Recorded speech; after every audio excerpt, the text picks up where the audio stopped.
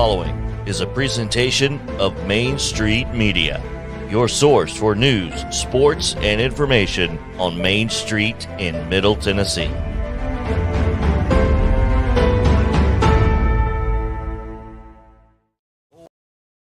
Sounds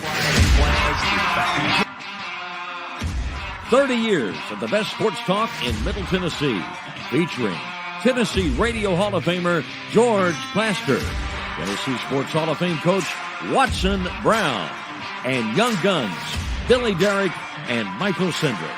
And now, here's your host, George Plaster.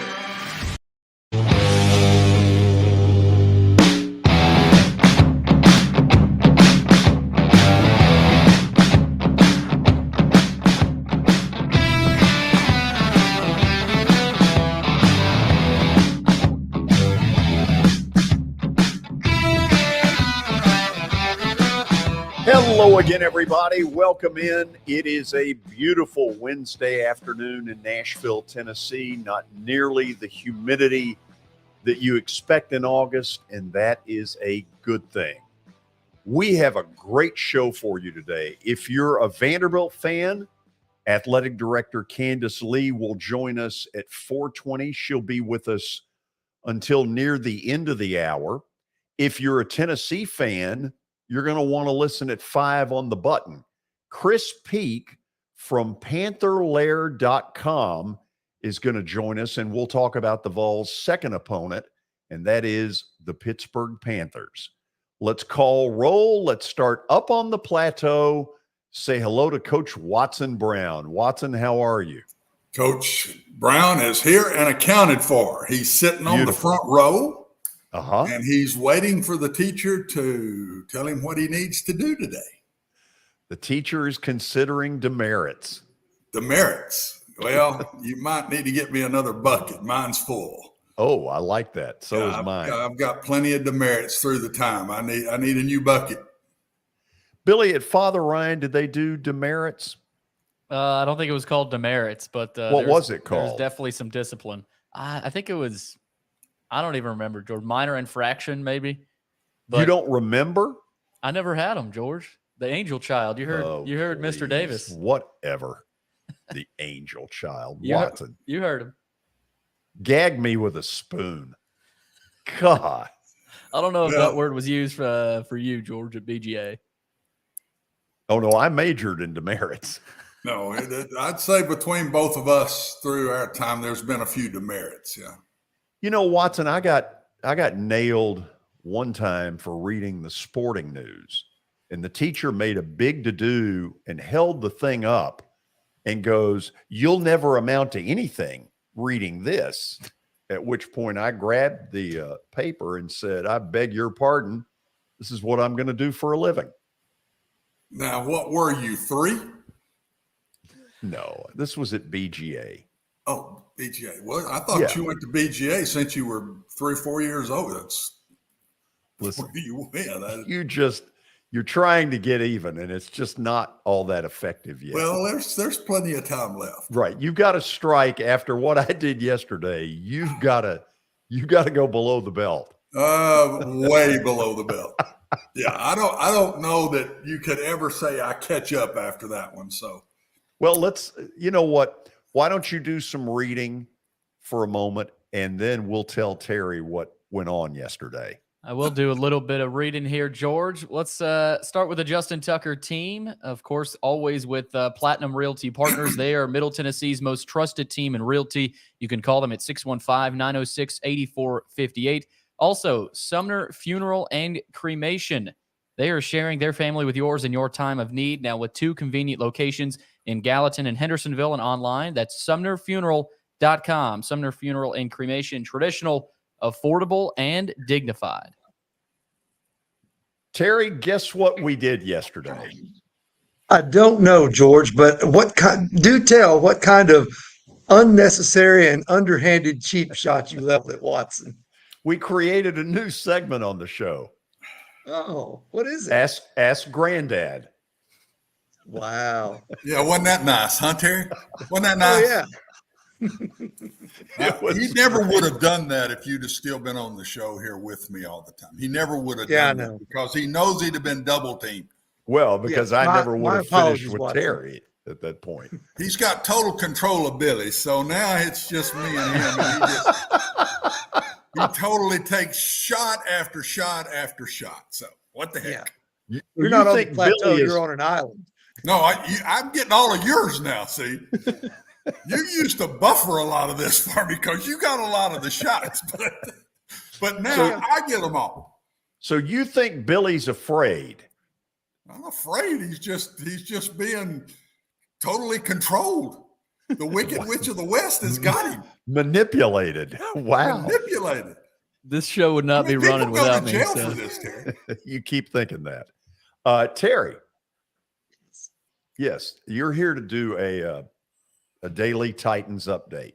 So I got a rumor I want to put in the back of your mind, and when it happens, you just remember that I pulled this out of left field. Go ahead. Titans need a receiver, don't they? They do. Why not Julian Edelman?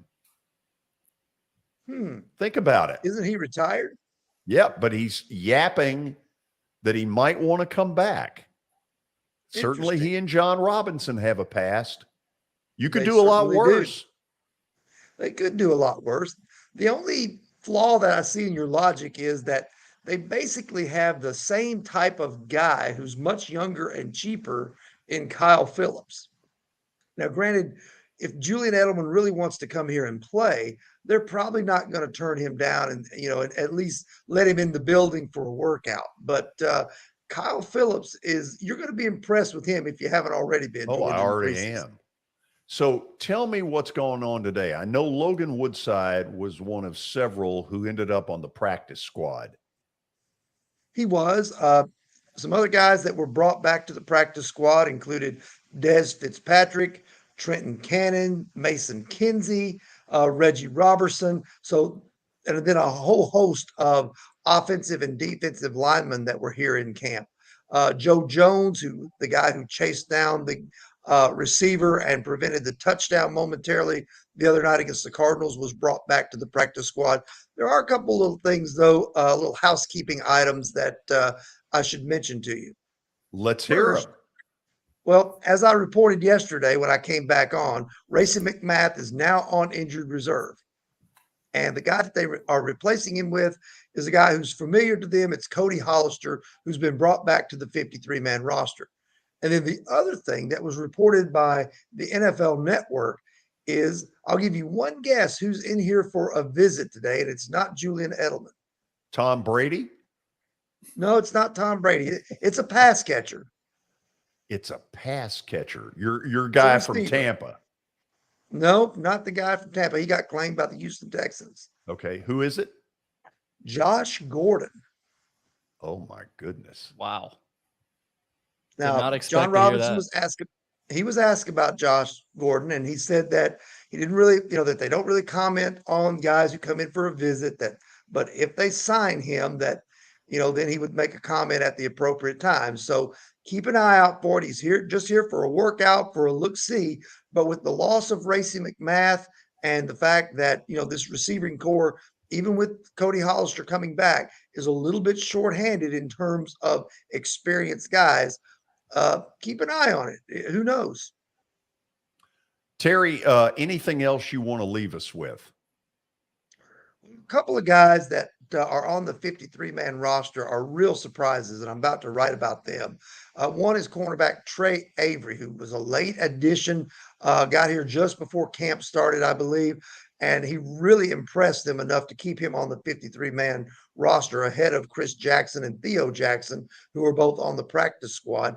And then the other is this Julius Chestnut kid, running back, number 36. Sure, you saw him a lot during the preseason. He was able to beat out Trenton Cannon for that last running back spot on the roster. And they said, in regards to keeping him, they said they were afraid to try and pass him through waivers and put him on the practice squad because they thought somebody would claim him. So they're really high on this kid as a special teamer and as a backup running back.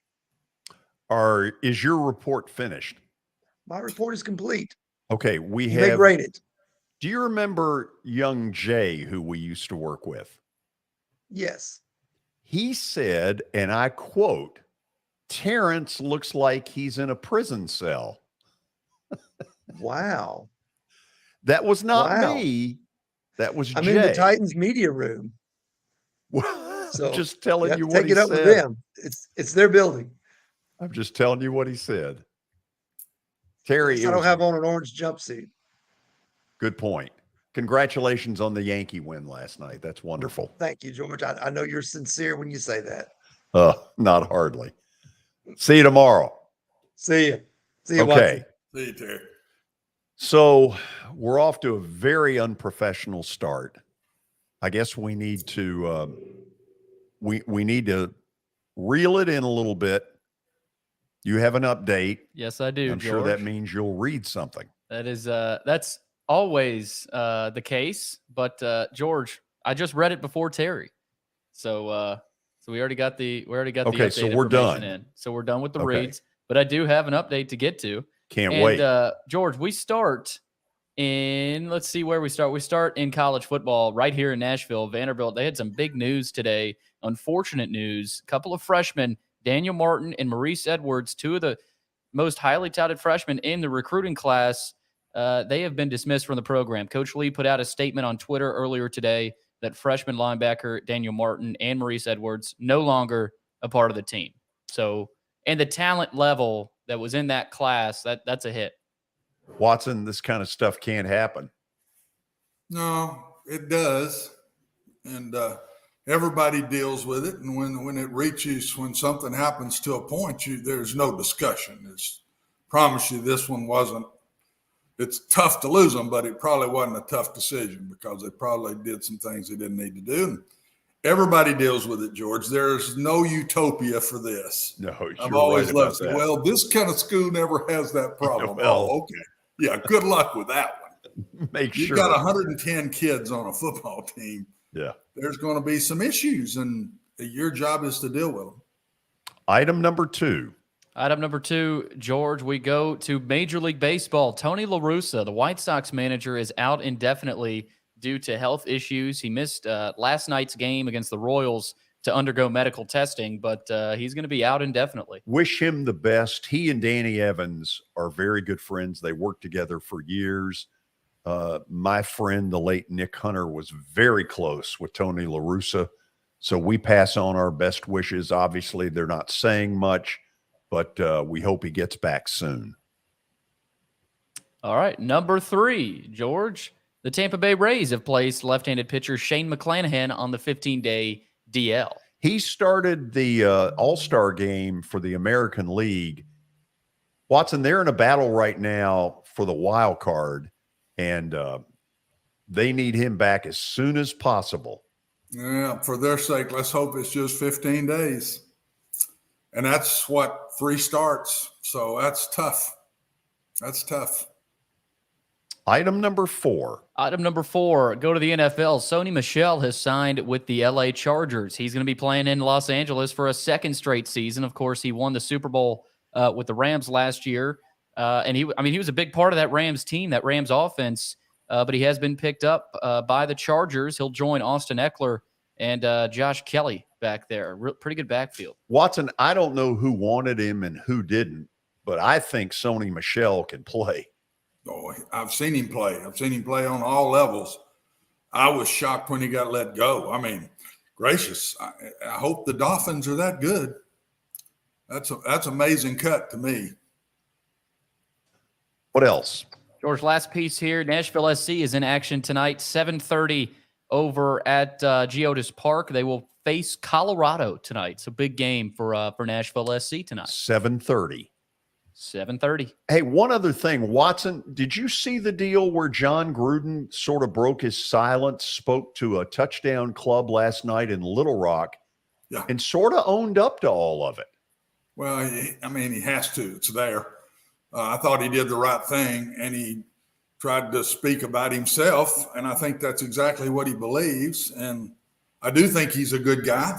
I don't have a personal relationship with him, but I've got a lot of good friends that have, and everybody has told me that he's one of those guys that just kind of blabs, but he really is a sincere and a good person, and he likes people, and when he tries to take care of you. And so I was glad to see him do that, George. I don't know if he gets another shot or not. I don't care. I was just glad to see him. Number one, own up to it a little bit. And then number two, defend yourself a little too, because we all make mistakes. I'm not saying we're going to make that one, but we all make mistakes, and we're human beings. And I'm glad to see what he did.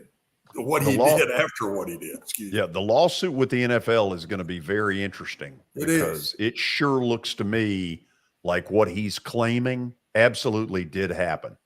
It's going to be interesting to watch, and I don't think it goes away because I don't think John's after money. I think John's after image. Principle, and I don't think he doesn't let this go to court, and I don't think there's any way it's thrown out. I don't.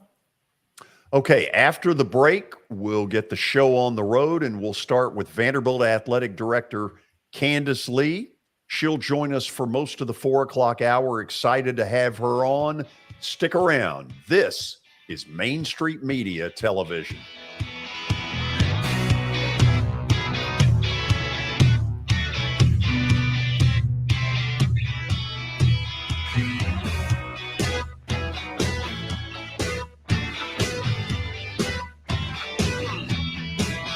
Buying or selling a home can be a very personal experience. Why not go with the team that receives nearly all of their business from referrals? Clearly a trusted name in real estate. The Justin Tucker team with Platinum Realty Partners has sold more than 500 homes in the last 7 years. Voted best in Sumner County multiple times. Proven to be trusted with your most personal assets. Call the Justin Tucker team with Platinum Realty Partners at 615-906-8458. The Justin Tucker team with Platinum Realty Partners, Middle Tennessee's most trusted team in realty. I highly recommend Sumner Funeral and Cremation because of their caring nature and attentiveness to detail. Pre-planning your funeral now will bring you peace of mind and less stress to your loved ones. When the chaos of losing you happens, your family can honor and celebrate your life, knowing things are happening just as you wanted them to. Pre-planning determines the details of your funeral, cemetery services, and can be less expensive. We are honored to serve you and are always here for you in your time of need. Sumner Funeral and Cremation. Traditional, affordable, dignified. SumnerFuneral.com. Jody Jones Dentistry can handle all your dental needs, from the basics to cosmetic procedures. All of this in the nicest dental facility I have ever seen. Jody has done it right. They're located conveniently at 55 Music Square East, and for an appointment, it's simple. Dial 615-259-5100 and tell them Plaz sent you.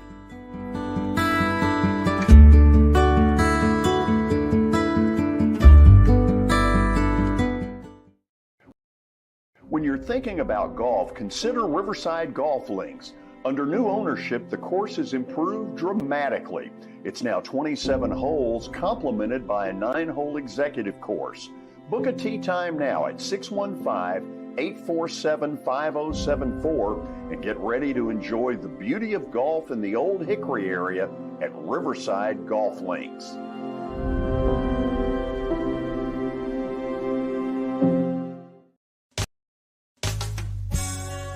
I'm Bart Durham.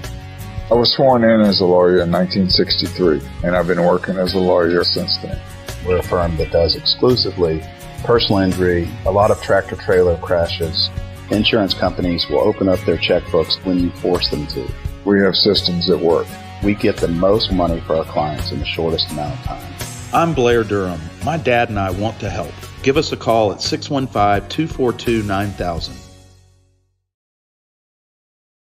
This is Eric Berner with Rockcastle Wealth Advisors. I help people in the pursuit of making their money live as long as they do. People hire me because I use a customized, individualized, and personal approach for the person I'm working with. Everyone's situation is different. If you've lost a spouse or a parent and want to make sure your inheritance is utilized and does not just disappear, I can help with that. Call me at 615-235-1058 or email Eric at rockcastlewealth.com.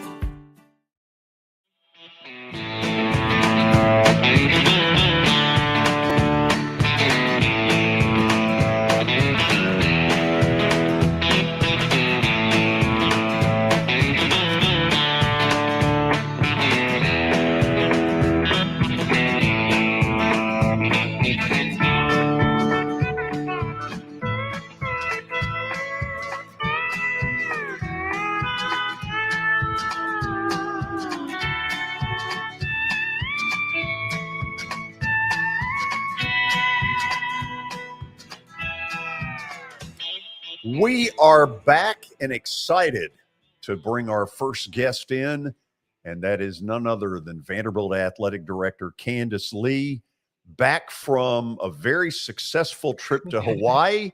How much fun was that? Oh, it was wonderful. And of course, it's Hawaii, it's beautiful. And we won the game. And that was beautiful. But it's not just because of that. I mean, it was just a wonderful, wonderful trip for a lot of reasons. We had great alumni support. A lot of the families could come. It was truly very meaningful. We went to Pearl Harbor, and our student athletes got to do community service. And it was truly wonderful way to start the year. In the 90s with a Vandy basketball team that played in Honolulu, we took the trip to Pearl Harbor, and man, if that doesn't get to you, you have no heart. I know. It's just it was especially meaningful for me coming from a military family, and my grandfather served, several uncles who served, and my father retired my freshman year. So he retired as a lieutenant colonel in the Army when I first got to Vanderbilt. And so it was just even more so for me, very touching. I'm going to give you fair warning at the start. If I get out of hand, just, what should I do? Ask for Watson. He's in here as well. In fact, let's bring him up. And Watson, say hello to Candice Lee. Hi, Watson. Hi, Candice. Hi, congratulations. What a first week that was. That was fantastic. No, thank you. So really happy for all of us. Yeah.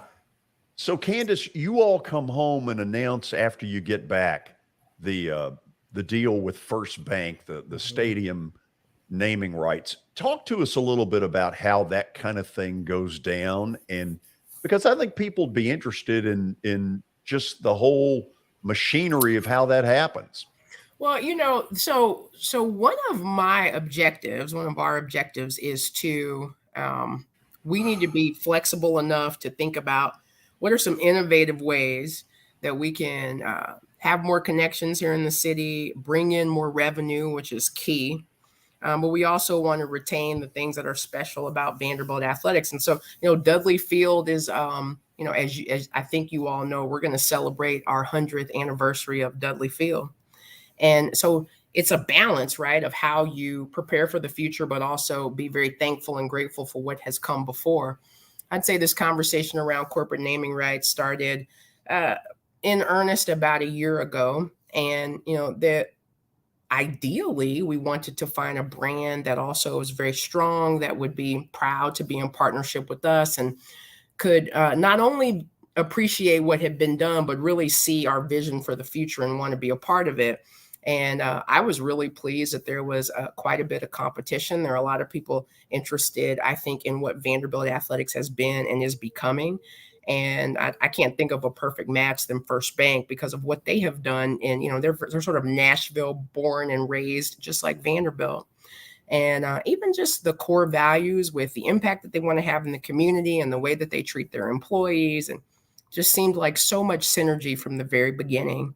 And the thing I also really appreciate about this relationship is that, it's taking care of a need by providing more revenue for athletics, but it's also the opportunity to integrate other parts of the university. So there's internship opportunities, and they're going to support some of the startup activities that happen on campus that we support as a university. And fully integrated, and I think it's actually a pretty cool model. I'm guessing here, and you sort of steer me right or wrong, that at some point in those conversations, they said, okay, we're open to this. Tell us the things you want to do to improve the stadium down the road. You've brought some of those up in some of the diagrams and stuff that you've put out in the last 6 to 12 months. What did you tell them about that? Thing that I've told every coach that we've hired, and really anybody who listened to me, we have a long-term plan with Vandy United. And, as you've alluded to, we've announced some of those pieces. This is going to be an ongoing effort, but what's important is to get on board now, because we're transforming the footprint, but we're also, I hope, changing the way that people perceive us in terms of the investment that we're making in athletics and the impact that we want to have. And that's not just for student athletes. It certainly starts with student athletes first and foremost, but also just for alumni to be proud, for how our status in the city, I hope, will change. As the college athletics landscape changes, I think having credibility as a department is really important. And I think that First Bank could see it. And again, you're only going to be partners with people who believe in your vision. And I think that we can say that about each other. So I shared with them, I think, exactly what they needed to see to show that we're serious. And then at the appropriate time, we'll continue to share more publicly. In what you've put out, as far as I can't think of the right word for the release of the pictures that you've put out about the stadium. Oh, like the renderings. Renderings. Thank you. Yeah, sure. In the renderings, and we're looking at one of them right now. Yeah. So what we're looking at right now, that's the south end zone, and that is currently where the tunnel is in First Bank Stadium. That's where the tunnel is. Do you want this ultimately to be a chairback stadium? I would say ultimately, I think that's a good goal. Ultimately, I think that's a good goal. There's a lot of work that has to be done around seating. And so, when you think about those first two projects, those will be the most visible things that we've done in a very long time. But it's just a step of several steps that I think that we have to do around the stadium. And I think you bring up a very good point with seating. We actually looked at some seating options, and there are just so many steps that you have to take.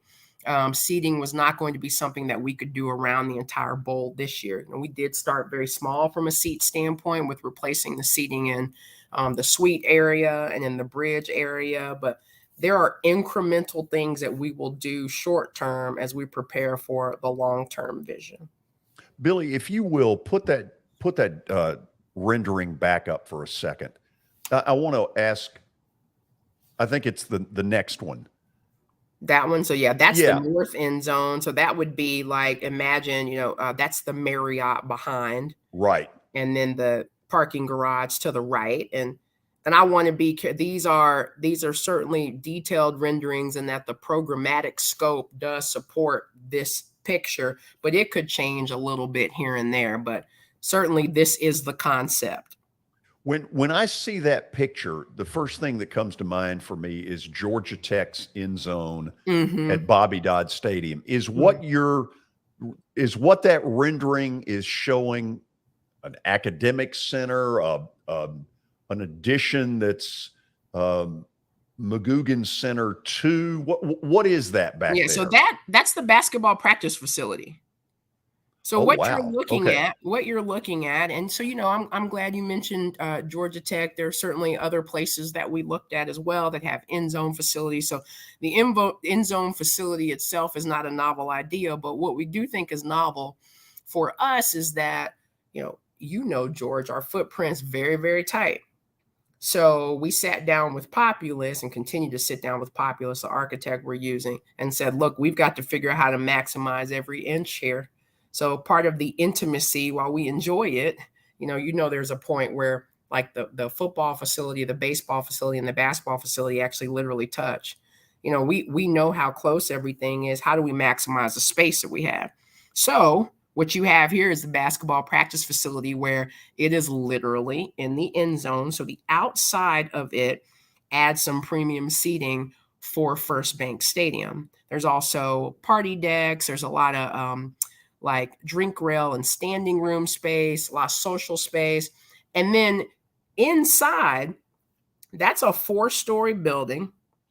And so the plan is for men's basketball to occupy one level, women's basketball will occupy one level. And by occupy, we mean all of that day-to-day stuff like the coaches' offices, recruiting space, locker rooms. And then there will be shared space in between that will include like equipment room, weight room, rooms where they can eat pregame meals and have hospitality. That hospitality space can also be used on football game day. And then that building, the north end zone building, the basketball practice facility will physically connect to Memorial by way of a walkway. So that's what you're looking at. There is multi-purpose space in everything that we're building so that, it can benefit the entire community. But that is primarily a basketball space that we were just looking at. Let me bring Watson back in because he probably knows more about this than anybody. George, we actually lost Watson. We lost him. He just, oh my gosh, is that personal? Look, hey, Candice, after something I did to him yesterday, it could be. I created a segment called Ask Granddad.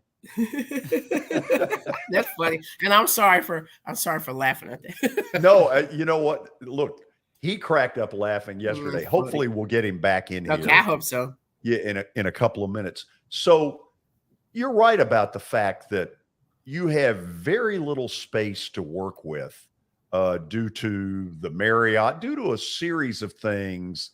It is a really tight deal. Mm-hmm. Does any of what we see in those pictures affect baseball? And I'm told Watson's back. So let's bring him up here. Sure. And get him in. Anything affect baseball there? So if you want to go back and show renderings, do you want to, George, pull up? Yeah. So not there. So we are. So can you go back a picture? Okay. So go back one more for me. Okay. So this is, sorry about that. I don't remember the order of the pictures, but so that's what we're looking at now is the south end zone. That's where the tunnel currently is. So there will be a club area that extends all the way across this new building in the end zone. And that club area will also allow patrons and fans to be able to look at football, but also look out onto baseball. So that is a baseball connection here. But we have said publicly that we are currently in the design phase for changes that we will make to Hawkins. And so that is above and beyond this. Yeah. Watson, you know more about this than I do. I should have let you lead off on this. You take as much time as you want. We'll go to the break at normal around 36 or 38, and then feel free to take a little more. Candice, first, congratulations. I'm one of those that believes that football can be productive in the SEC. I truly believe that. I do too. And I know you do. And this is a step to me. Mm-hmm. Start with the stadium. I'll come back and ask you some other things as we go. Okay. Where I didn't see I've been off air, so I couldn't tell. Where do the players come into this? The tunnel looked like it was gone in the south end. So are they still going to come from their dressing room, walk across the street, do the same things? And where do they come out? They are. So you can't tell from that rendering. And sometime later we can actually show you these designs. You can't tell from that. But yeah, the players would actually enter. So there is field access from that building. Okay. And there would be the opportunity to, in essence, emulate Star Walk, where fans would be able to look down and see our student athletes coming across the street into their game day locker room, and then they would access the field from that space.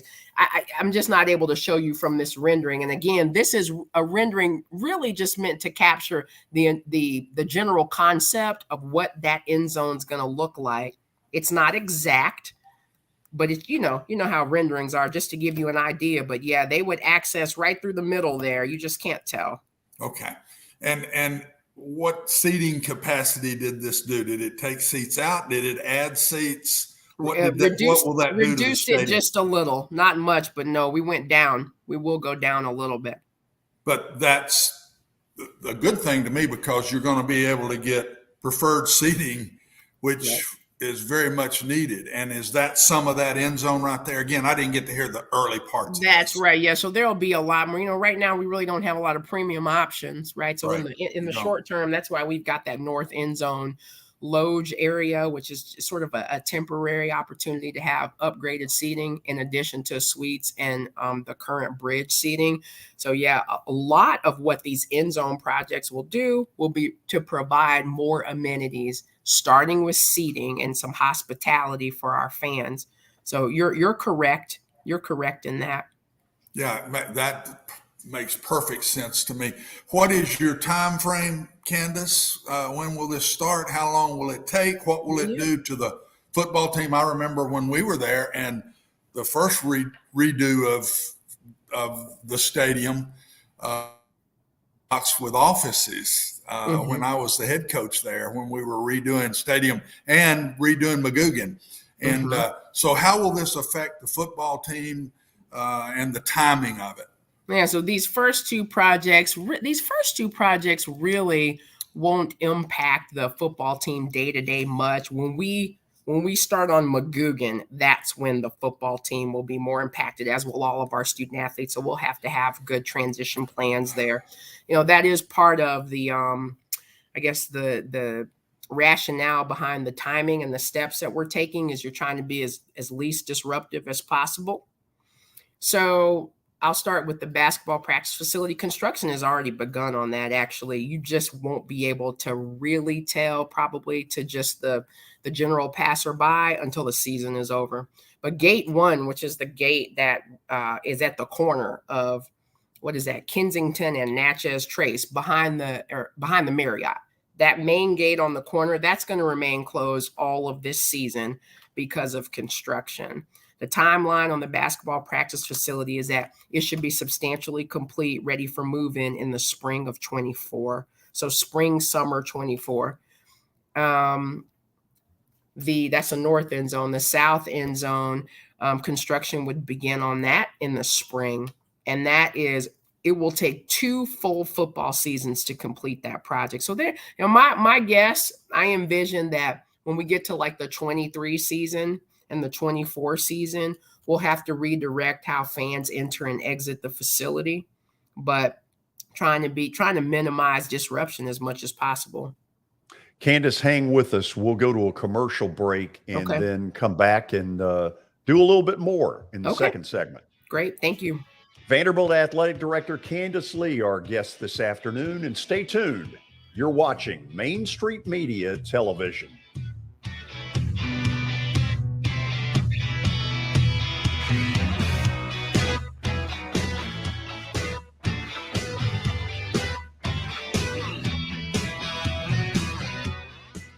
For Dustin Timmons and Joey Donnelly, they welcome every opportunity to serve and satisfy their clients. Whether you are looking to build your dream home or renovate your current home, their team will ensure that every client and remodel is unique, luxurious, completed on time, and within budget. Contact them today to set an appointment for a free consultation or to view some of their completed projects by logging on to DonnellyTimmons.com.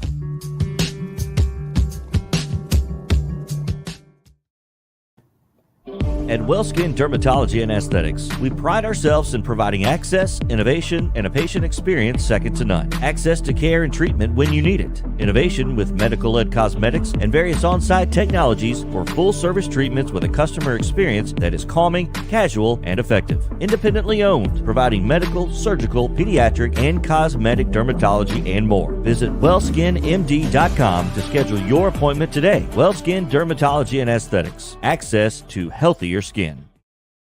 It's your last chance to get a spring tune-up for summer. Complete Service Heat and Air can clean your coils, check out your motor, and make sure you have cold air on that first hot day of summer. Complete Service Heat and Air is located in White Bluff, Tennessee. We do service and repair on heating and air the right way. 24/7 service. Call us at 615-797-3997. That's 615-797-3997. Serving Cheatham, Davidson, Dixon, Hickman, Humphreys, Montgomery, and Williamson counties.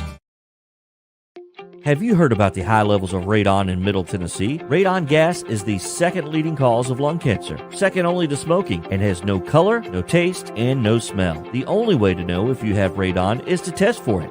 Duret Radon Mitigation offers testing for small and large-scale residential and commercial properties, plus mitigation services. Visit DuretRadonMitigation.com to request testing or get a free estimate for mitigation. That's DuretRadonMitigation.com.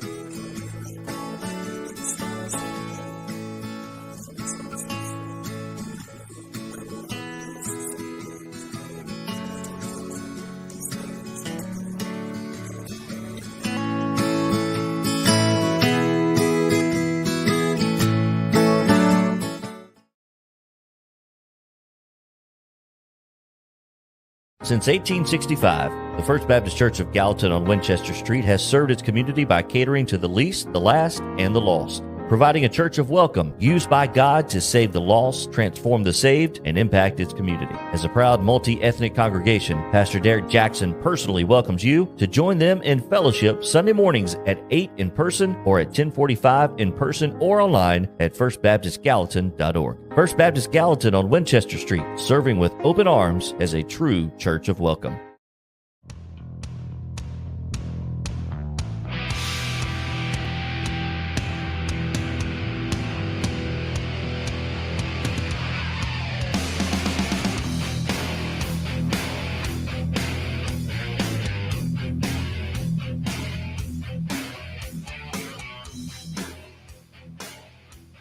We are back. When I say we, that does not include Watson Brent. We're having some trouble with his Zoom link. I guess that's the way you say it.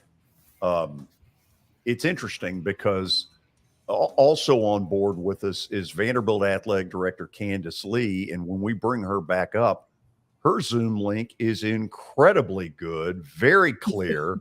Watson's, on the other hand, was clear as mud. We'll get him back in here eventually. But Candice, tell me a little bit. You're in, like everybody, you're in the ticket selling business. And I felt bad a year ago. The East Tennessee State loss at the beginning had to be a real downer in that, trying to sell tickets from that point on. This year, you open with this victory.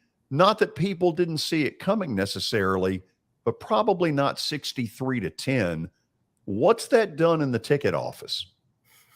It's always an effort on our part to, it's not just, it's like the status of the program certainly plays a role, but also the fact that, games are televised. And a lot of times you're also competing against television and people being able to sit at home or in a more comfortable setting. And that's why, I think that's part of what Watson was getting to earlier when he talked about it's still being okay to reduce capacity because of the amenities. Because when you're in Nashville and you go to a Predators game, you go to a Titans game, you go to watch Nashville SC, you go to any of these opportunities in the city, you're used to a certain level of amenity and access and resources. So I think that alone is something where we know we've got to be prepared to compete with that and give people, I want people to look at Vanderbilt and say it's an opportunity where I'm gonna get to bring my family at a decent price, support young people that are easy to support, and watch a game where they win. Right? I mean, you want to see competitive games. We understand that. We're building a football program, and I think Hawaii was a great next step. But we're on a journey. When you're building something that's worth sustaining, you do not do it overnight. But I keep getting asked, like, well, what's your expectation? And, what's your prediction? And my prediction is still the same, that we're going to be proud of the progress that we see from Team 2. And that's, I hope that progress does translate to more people wanting to be a part of it. Candice, the landscape in college athletics is the murkiest I have ever seen it. There are times where I wonder why anybody would want to be a coach when you're dealing with transfer portal and NIL and all this stuff. When you all meet as a conference, what are you all talking about? Just, if nothing else, on those two fronts. Yeah, so I am very particular about, I don't share what happens in those meetings, but what I will say is that probably what you're imagining is what we're talking about, the future of college athletics.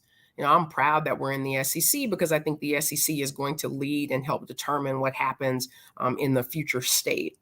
But certainly the two things that you talked about, NIL and the transfer portal, those are two realities that change the student athlete experience. They change recruiting, they change retention.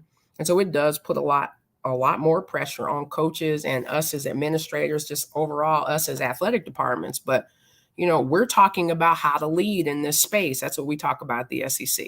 And, we've got who I think is the best leader in college athletics, and Greg Sankey as our commissioner. And so we're in very good hands. but we have a lot of work to do, as an industry. That is not a surprise. So we spend a lot of time talking about that. You hear the narrative because it's out there everywhere. Heck, I was totally this way at the start. NIL is bad. There's nothing good there. And yet all of a sudden I see these stories of scenarios where athletes who have some heart do some really good things with it that don't always get discussed. I'm guessing you see some of that. What do you see? Well, so here's what I think about. So I think the concept of name, image, and likeness is not bad. So a person being able to monetize their name and their reputation, I don't think that that's bad. I think that where NIL gets criticized is when it becomes disproportionately influential in recruiting, and where people began to view it as pay for play, which is not the same as NIL. So there is a distinction there. And I think that you're right. I mean, you bring up NIL as the question, but I would just tell you in general, one of the great privileges of sitting in this seat is seeing all of the amazing things that our student athletes do. Amazing things that they do every day that, quite frankly, they don't always get credit for, because it's not as fun to talk about those things for some people, right? But there are some amazing stories, and NIL is just one way that I think our student athletes can leverage their talents. We have student athletes that have their own, 501c3s. We have, they're running companies. They're doing all kinds of things. They're amazing. And so NIL does give them an opportunity to showcase it, but it's not the only way. Are you surprised at how many positives have come out of it? No. I'm not surprised. I'm not, because I'll admit, either I was really closed-minded to it, or just so used to the narrative of paying players is bad. It's opened my eyes a little bit. Yeah, I think there is probably some cynicism that a lot of people had around it, right? Because the way you described it, sort of pay for play. But I think when you really unpack it and understand what it is, I'm not surprised at the abuses that we hear in the narrative, and I'm not surprised at the good things either. Give me maybe your, I don't know how to say the word, but if you could step in and make the transfer portal better, what would you do? Oh man, good question. You know what? I'm not going to sit here and play NCAA czar. What I will say is that what I can, somebody needs to, but that will not be me. But what I do care about, though, I think that a young person having the option to make a different decision is okay, because we as coaches and administrators have the opportunity to do that too. But so in general, I don't think, transferring is a problem. What is more important to me is that we bring in young people that we believe will be good fits to our community, and then we nurture those relationships. Sometimes it doesn't work. Sometimes it doesn't work on either side, and that's okay. But I would rather, I want to spend less time on lamenting about the rules. And that does not mean that we don't work to change them, because we certainly are vocal where we need to be vocal. I would rather spend my time focused on how we nurture the relationships that we have, and how I, create conditions for our coaches where they feel like they can do that too. So you've got all this stuff going on that we've kind of laid out in the renderings, and thank you for the help on why that word wouldn't come up. I have no idea. But what's kind of next on your agenda, if you will? Well, I mean, Vandy United is all encompassing. It's comprehensive, and Vandy United is not just about raising money. Big part of it is raising money, but it's also about enhancing the fan experience. And there are lots of ways to do that, right? It's with the amenities we talked about before, but it's also alumni feeling welcome and coming back home, and us being more present in the community. And just my goal, right? My job and my goal is to make sure that this athletics department is ready to compete at the highest level.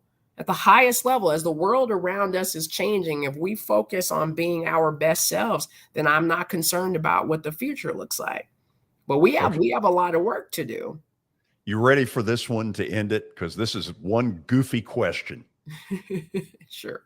You probably, having been so close to that seat before you became the athletic director, probably said, I know what I'm getting into. But when you sit in that seat, what's the thing that no level of experience prepares you for that you could tell me that maybe would shock me? I might just correct a little bit and say that, and I do understand, as the deputy, I was a deputy athletic director for 4 years, but there's only one seat, right? And the person who sits in the seat is the one who knows knows what to do. I mean, I certainly learned a lot from David, but he was the athletic director. I was not. And then, worked for Malcolm for, almost 12 months, but he was the athletic director. I was not. And so certainly I saw a lot of things, but it's certainly different when you make a recommendation or you jump in and provide a little input and jump out, and when you're the one who makes the decision. Those are two very distinct roles.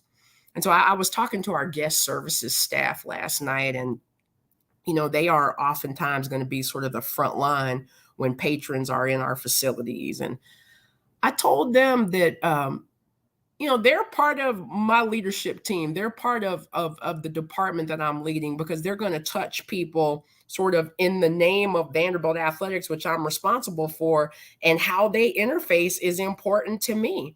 And one of the biggest things that's the challenge is that as the athletic director, you're going to create the vision, you're going to provide the strategy and the resources, but you literally can't be every place, right? So you have to entrust the people around you.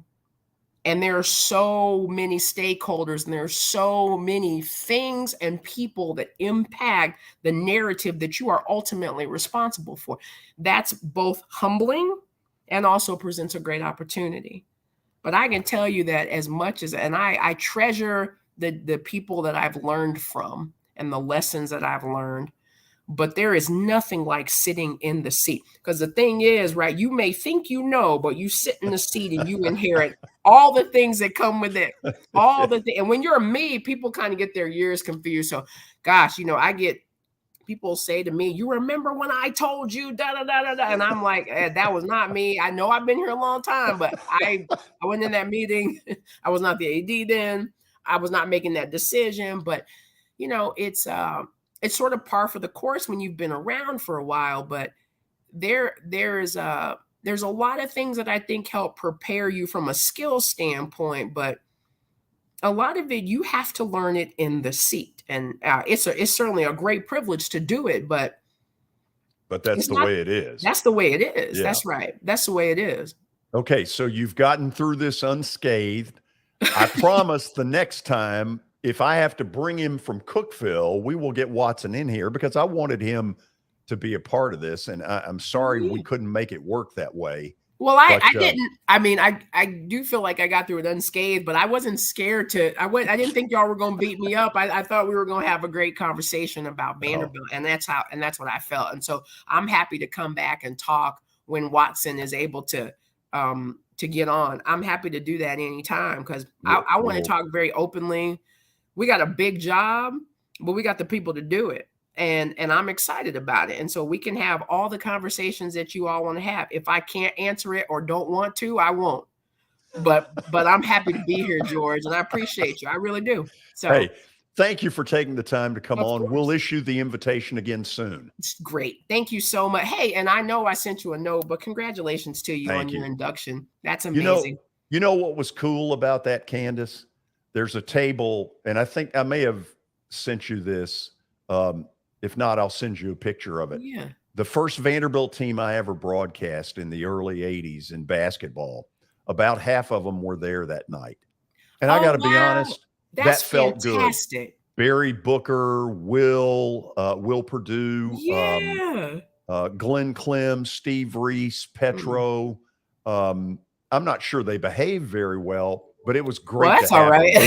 Yeah, it was great to have them there. And they're sitting back there going, what the hell? How did he get in this? You know, there were like George, but you bring up that's what it's all about. Parts that mean so much, right? The relationships that I was thinking about that when you asked initially about going to Hawaii. Like the thing that I will remember a lot about that trip. But one thing that sticks out is us taking Jimmy Williams' wife and son with us on that trip. I mean, yeah, that's all. That's awesome. That's what it's all about. That's what it's all about. Thanks for coming on. Yeah. Thank you so much. Take care. Vanderbilt Athletic Director Candice Lee joining us here on the show. I know we're a little late. So what? Hopefully we'll get Watson back in here. It's been kind of a crazy deal today for who knows why. His signal has been clear as a bell for 8 weeks. Suddenly today, it's not. Do you think I know the answer? Of course not. But Stat of the Day is coming up next.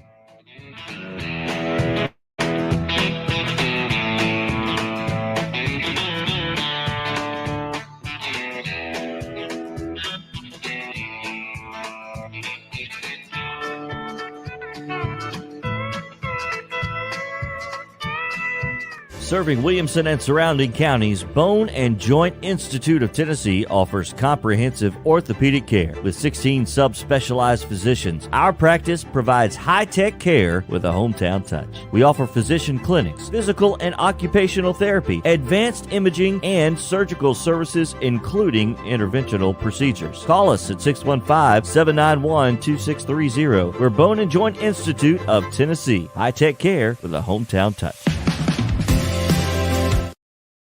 This is attorney Bart Durham, and this is me. I'm Aaliyah. Keeping in good physical condition is really important to me. But when I had a wreck with a tractor-trailer truck that hurt my legs so bad I couldn't work for almost a year, I knew I needed a lawyer that understood tractor-trailer cases. So I called Bart. Bart gets millions of dollars for his clients every year. At Bart Durham Injury Law, we've handled hundreds of tractor-trailer cases. My dad and I want to help. Give us a call at 615-242-9000. The high school football season is here, and nobody handles Friday nights better than Main Street Media. Here's Zach Womble with details.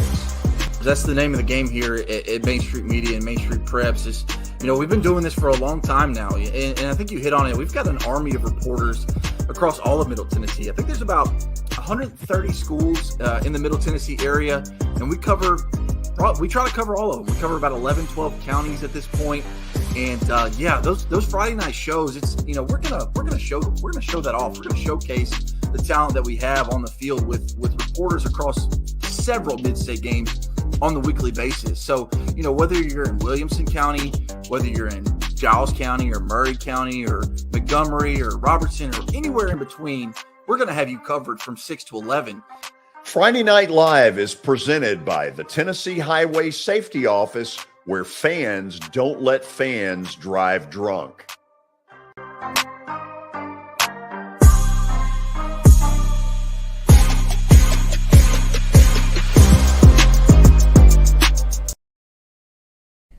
Hey everyone, I'm John English. This is Keith Wallace, and we would like to welcome you to John English Antique Sports and Cards in Shelbyville, Tennessee.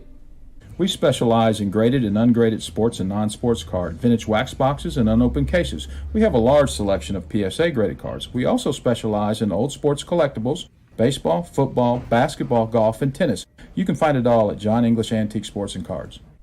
We are happy to be associated with Nashville's greatest sports antique, George Plaster.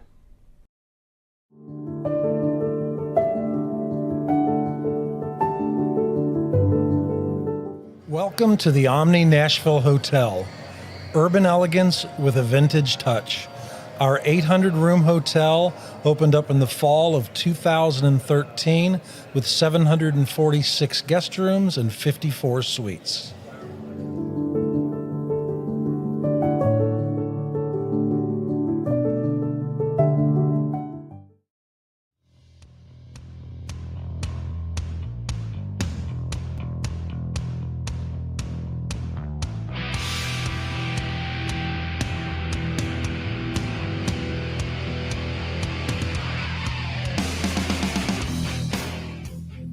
It is 5 o'clock. I can read the clock. I know we're late, but so what?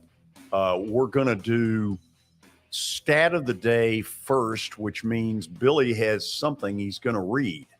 Yes, I do, George. Stat of the day is, as always, powered by John English Antique Sports and Cards over in Shelbyville, Tennessee. They've got memorabilia, trading cards.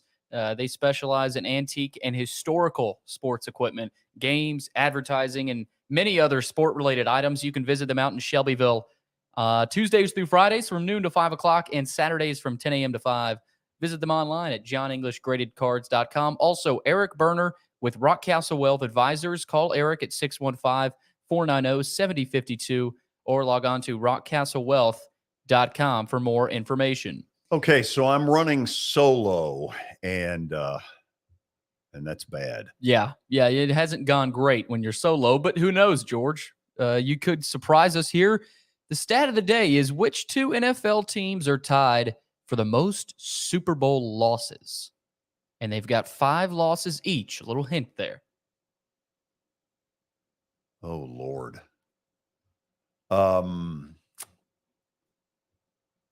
Wow. I don't think you'd be surprised by these two teams.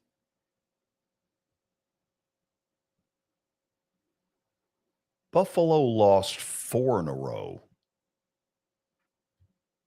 And I don't think they're it.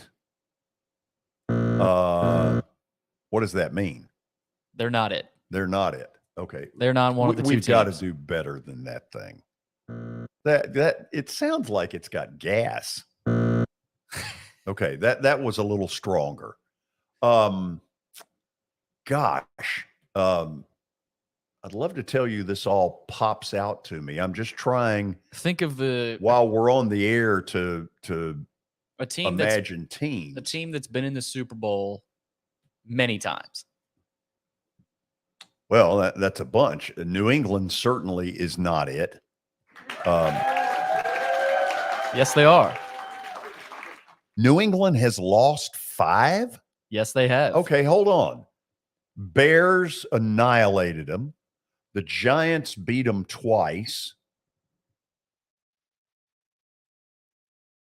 Eagles? No. Oh, yes, they did. What do you mean, no? Yeah, I'm sorry. Yes. Okay, so that's one of them. Mm-hmm.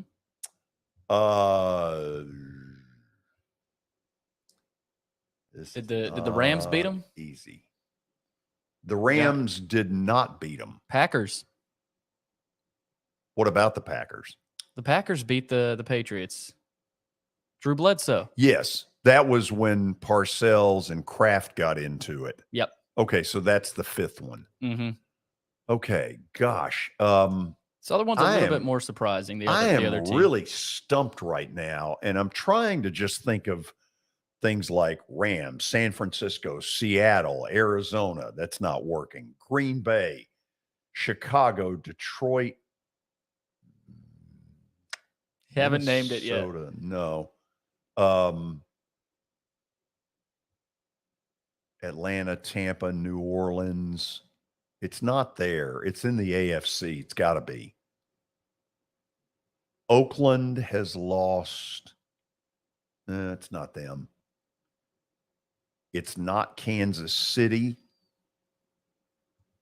I don't know. Put it up there. Denver. I didn't hear Denver once. I was waiting on it, but I did not hear Denver. Okay, the Broncos, Denver, hold on. Denver got beat by the Giants and the Redskins. They got beat by the Cowboys in the late 70s. Peyton got beat by Carolina. No, Peyton beat Carolina. What am I saying? Who are the 5? Seattle.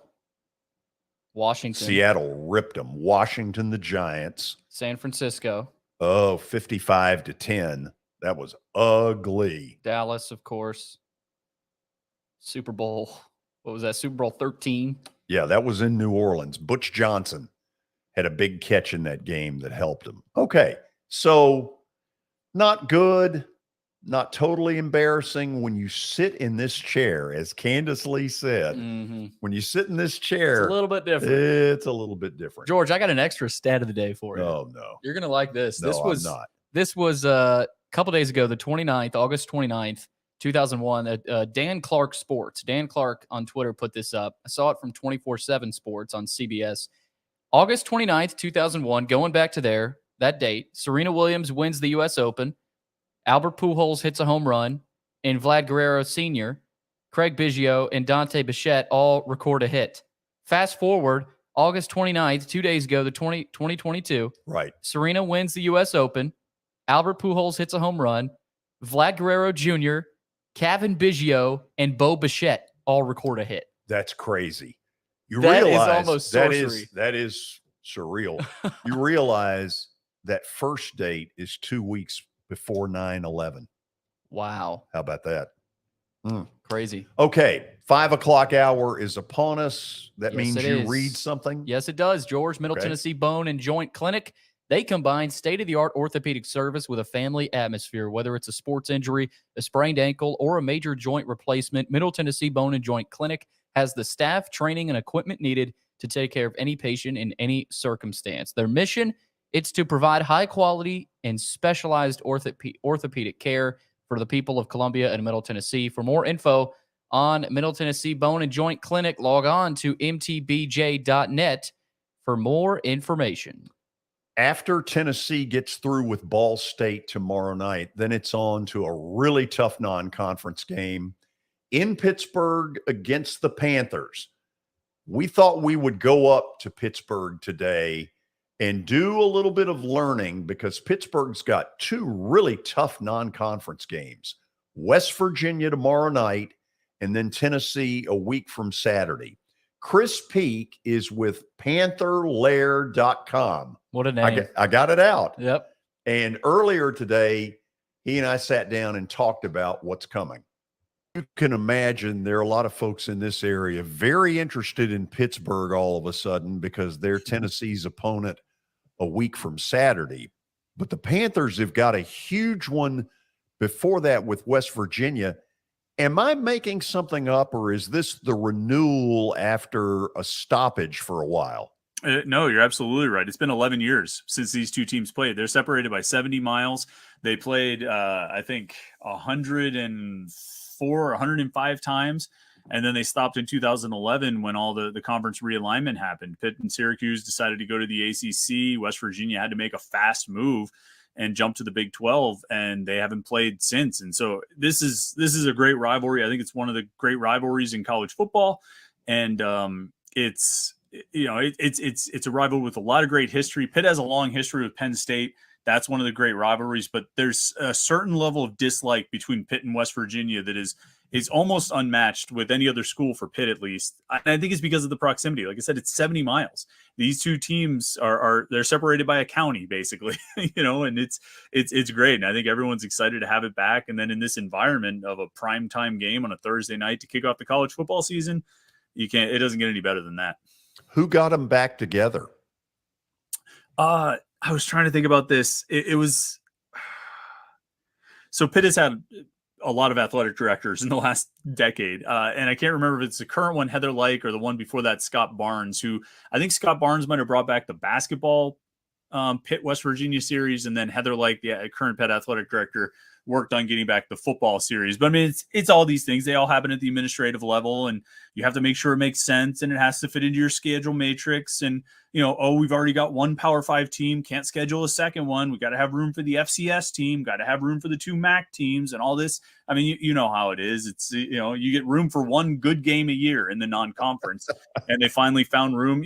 It just so happens this year they actually have two of those. So like we say, back to back with West Virginia and Tennessee, you get two actually interesting football games to open the season.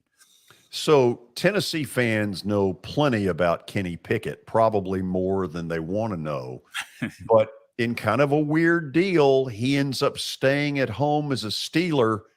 Kind of tell me what the reaction is to him up there right now with sort of the starting quarterback thing, maybe in limbo, maybe not. Yeah, it's awesome. They played the 3 preseason games. 2 of them were at home. And every time when he was on the field, people loved it. And when he made a good pass, people went crazy. I was actually at the game on Sunday, their final preseason game. I took my boys up to the stadium, and he came out to start the third quarter. You know, they're between Mitch Trubisky and Kenny Pickett of who's going to be the starter. And when Kenny came out in the third quarter, and there was a buzz the whole game, people kept saying, when's Kenny coming in? When's Kenny coming in? And when he came out for the third quarter, the place erupted. They loved it. And so even though he's not a Pittsburgh guy, he's from New Jersey. He spent 5 years at Pitt. And so he's sort of a de facto Pittsburgh guy. He's an honorary Pittsburgh guy at this point. And so the fans love him. And obviously it's a first round draft pick, and he's played well in the preseason. Him and Trubisky both played well. The problem for them is their offensive line is terrible. And so maybe you let the veteran get knocked around before you put the rookie, try and rebuild your O-line before you put your first round quarterback in there. But no, the fans have totally rallied around it. They love it. They chant for him. The first game, it was great. He threw a touchdown. It was like, Kenny. So it's been really fun to watch. It's been a blast. Chris, it didn't hurt. I thought he did something that was really PR good. For all of the bad we hear about NIL, he struck a deal early, and it got some national pub that he basically, threw the offensive lineman into it to benefit as well. Talk to me about that sum. Yeah, he got I forget what the restaurant was. So I guess it was a failed advertising campaign. So I forget the restaurant, but a restaurant did a deal with Kenny last year, early in the season, maybe in August. And it just worked out that every, I think, Thursday night or something, he took him out for the hog dinners, and he took his top 5 or 6 O linemen out for dinner. And that was part of it was his NIL deal, but he structured it so that those guys all got a free meal. And he did a bunch of stuff last year. I mean, if you remember, we were really in the early stages of NIL last year in August and September, and everybody was still trying to figure out what it was going to be. And I think we all assumed it was just going to be that, everybody's going to get a free car and a bag of cash, and that's what it's going to be. Well, Kenny took his O lineman out for dinner. He did a number of initiatives with like the Boys and Girls Club and some different local charities where he could put his name on a shirt to raise donations to try and get people to donate to these local clubs. And a number of other Pitt players did stuff like, now they also got car deals and things like that. Don't make any, they definitely got theirs, but they did a number of deals where they were able to use their name and their position as a prominent Power 5 college football player to benefit someone or to benefit something, which makes sense. They should be able to, Pitt had a long snapper last year, Cal Adamitis, and he was really good. He was a 4-year starter at long snapper, and he had really long hair. And well, if he raised 94, I think he set the target. His jersey number was 94. And I think the target was $94,000. If he raised $94,000 for Children's Hospital, he was going to let kids from Children's Hospital cut all of his hair off. And he did. He raised it pretty quick, actually. Pitt fans rallied. But that's the kind of thing people should be able to do. These student athletes should be able to use their name in any way they like. But, we all, I think, assumed the negative would come. But there were a lot of positives that were done. I think you saw it across the country, too. But Kenny, he made sure his O-linemen were taken care of and had a good meal every Thursday night before the game. Now it's Keaton Slovis, transfers from Southern Cal. What I remember of him, I really liked. How do the Pitt people feel about him? They feel good. It's interesting because, you got a new starter this year, a new starter quarterback, but it's not a high school recruit coming in. It's not a transfer who's coming in who, didn't play at his previous stop, or he's, been to a couple of different schools and couldn't win the starting job. It's not like that. This is a guy who's thrown more than 900 passes. He's thrown almost 60 touchdowns, 7,500 yards. He's the Pac-12's all-time career leader in completion percentage. He's 13th in the NCAA history in career completion percentage among quarterbacks with like 875 attempts. So this is a guy who's had success. Pac-12 Offensive Freshman of the Year, first team all-conference his sophomore year. He had some injuries last year and split time with Jackson Dart. And then obviously Lincoln Riley gets hired and brings in his own quarterback. And Slovis and Dart both take off and go to, I think Dart ended up at like Ole Miss. So, it's not a typical transfer quarterback situation where a guy is sort of running away from a situation. It made sense for him to go, but he comes in with a ton of experience. He's very accurate. He's got an NFL arm in terms of his arm strength. I think he processes the offense well, and he's got good playmakers around him. I think there's a lot of optimism. Not that Keaton Slovis will pick up where Kenny Pickett left off, because that's an unreasonable expectation. Kenny Pickett was a Heisman Trophy finalist, a first-round draft pick. You don't put that kind of pressure or expectation on him But I think you do look at him and say he should be able to play well. He should be able to complete a high percentage of his passes, attack downfield, and operate the offense in an efficient manner. Don't turn the ball over, which the coaches said he did a good job of in training camp, of really protecting the ball. So it's been all positive since he got to Pitt. And as evident, and then he was named a captain, which this is a guy who just showed up in January. So you're looking at about 8 months of him being on campus, and his teammates voted him a captain. So it's like I say, it's all been positive reviews, and we'll find out when he actually gets on the field if those were deserved. If he's pretty good, and I have the confidence that he can be, what is kind of the ceiling for Pitt this year?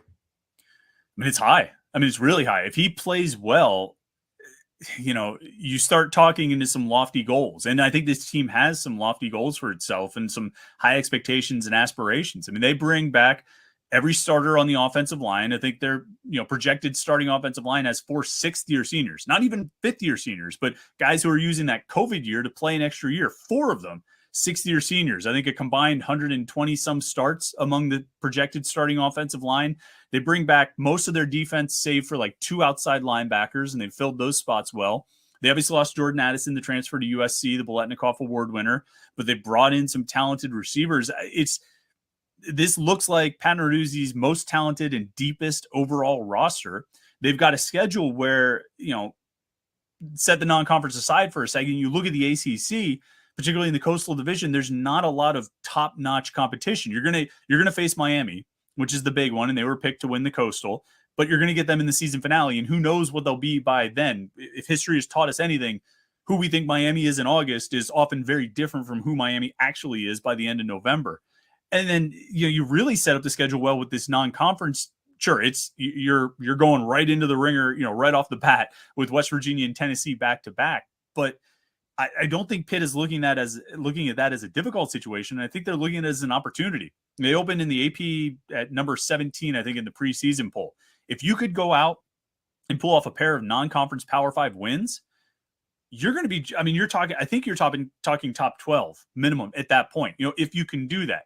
And then if you can escape against Western Michigan and Rhode Island and don't have any hiccups there, you're probably a top 10 or so team that by midseason could get into the top 8. And now, if you're in the top 8 at midseason at 6-0, which is a possibility for this team, and you look at their schedule, you're in that conversation of, wow, where are they going to be when the college football playoff rankings come out? Which Pitt has not really been in that conversation in the college football playoff era. So the expectations are high. Now, West Virginia is going to be a huge, high emotion game, a lot of intensity.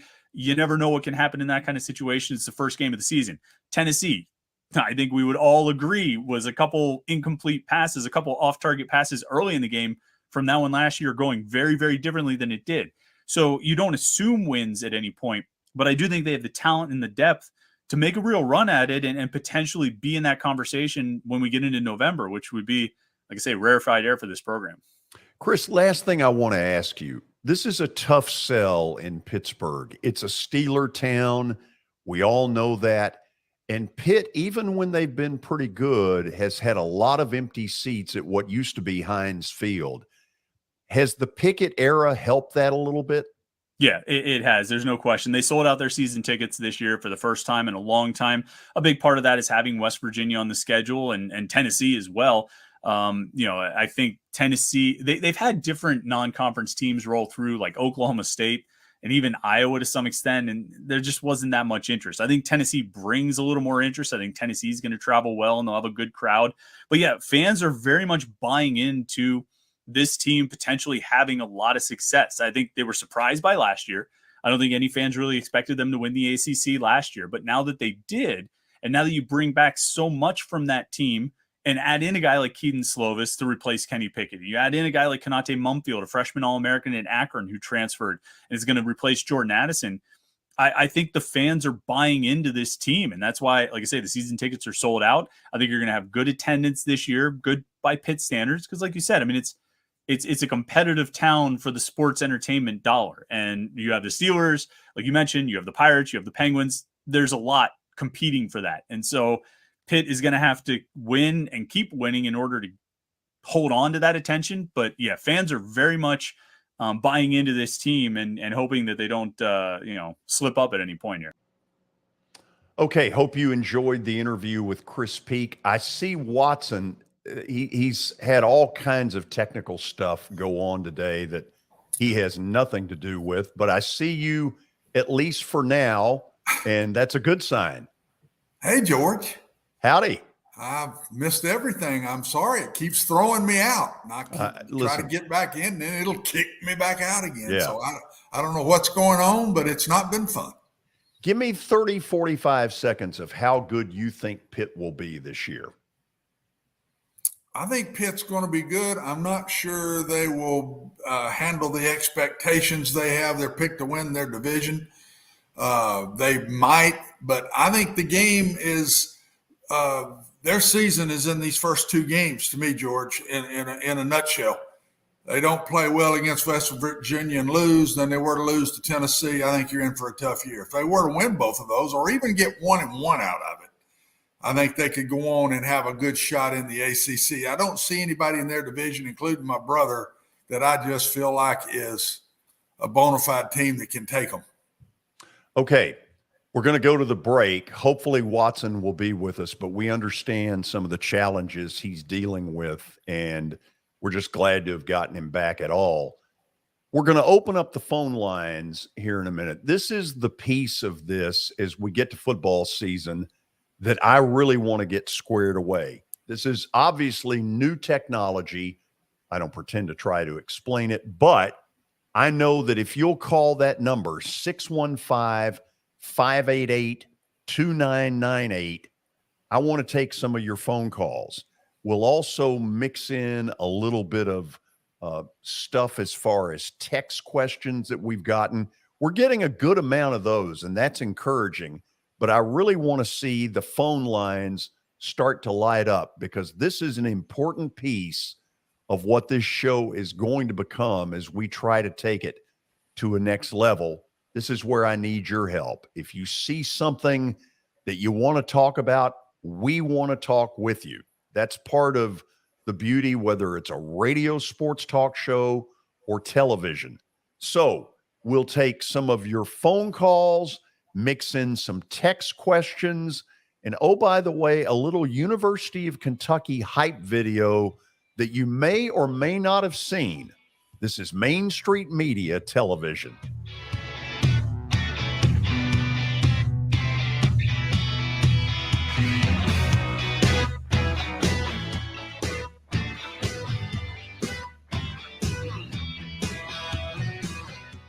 At Sumner Funeral and Cremation, our mission is to serve families as our own, celebrate the life of their loved one, and help begin the healing process. My whole family, including my wife and my mom and siblings, were very happy with the treatment that we received. I would highly recommend Sumner Funeral and Cremation. We offer funeral, burial, cremations, and pre-planning services. Sumner Funeral and Cremation. Traditional, affordable, dignified. SumnerFuneral.com. This is Eric Berner with Rockcastle Wealth Advisors. I help people in the pursuit of making their money live as long as they do. People hire me because I use a customized, individualized, personal approach for the person I'm working with. Everyone's situation is different. One area I can help with is if you are newly or nearly retired, or maybe have changed jobs and have an old 401k account. You may need more information to help you clearly understand your options. Call me at 615-235-1058 or email eric@rockcastlewealth.com. Do you love bacon? I mean, do you really love bacon? Who doesn't, right? The 3rd annual Murfreesboro Bacon Fest is coming up Saturday, September 10th. Admission and parking are free. The Bacon Festival will feature live music, food, and craft vendors. And did I say bacon?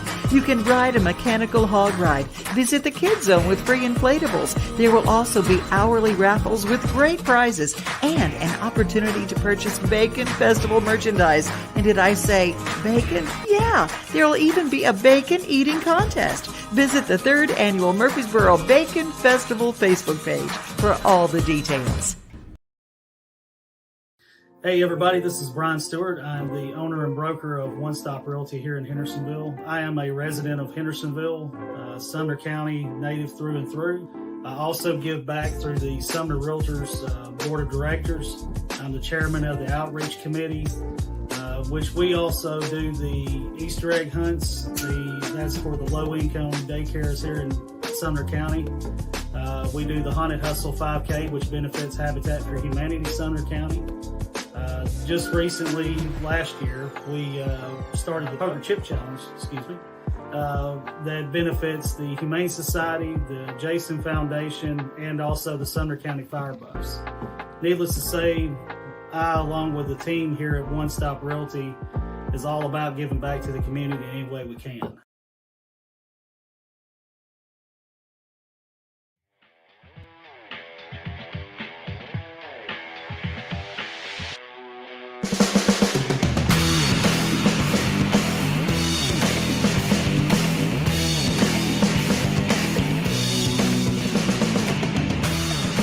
Okay, we're going to go to your phone calls and your text questions in just a second. Let me bring Watson back up real quickly and see if he's still got a pulse up on the plateau. You're alive.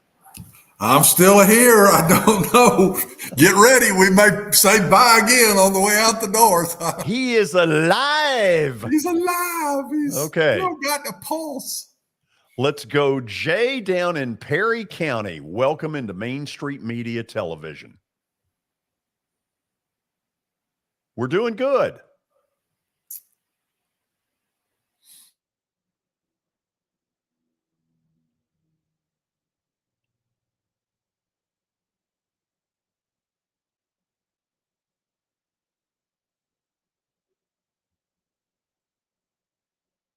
What's next week? Gotcha. Keep going.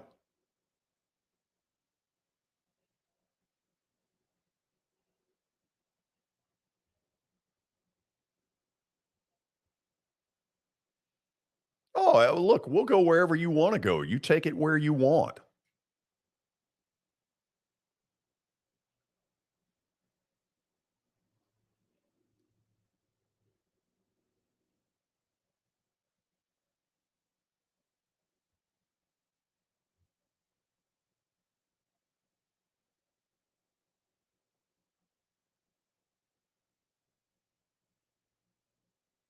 So at the moment, the Cardinals, help me with this, would be the 3 seed as a division winner, and they would get the 6. And help me, the 6 is San Diego right now?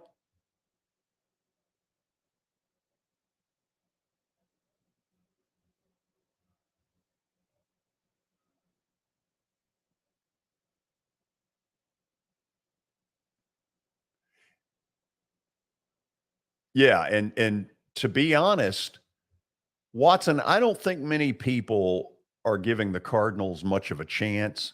But number one, they have really played good baseball late, and there is a tradition to that franchise that they feel like they belong, and I think that's really important.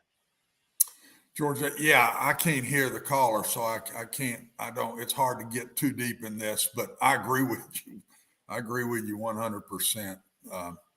It's going to be interesting down the stretch because you look at a lot of these different teams. Injury is playing a big factor in a lot of teams, George. Does it seem to you that we're seeing more injury this year than we've seen in a while, or am I just off my rocker here? Because it seems like everybody is dealing with this. Oh, I think it's the cumulative, try that one. The babying of pitchers over the years, I think, has led to a lot of this. Take, for instance, the Dodgers. Everybody's trying to give you this, the Dodgers are unbeatable. Well, as a Braves fan, I'm not buying it because the Dodgers are dealing with some of the same stuff they dealt with a year ago. Walker Buehler out. There's a starter who can be lights out. Tony Gonsolin right now on the DL. Clayton Kershaw is coming back Thursday night, but Watson, I wouldn't trust his back.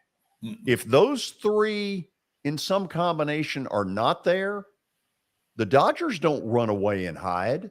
Well, now, they do in the division, but not anything else. No, they will have a tough time, Braves or Mets, in my opinion, without those guys.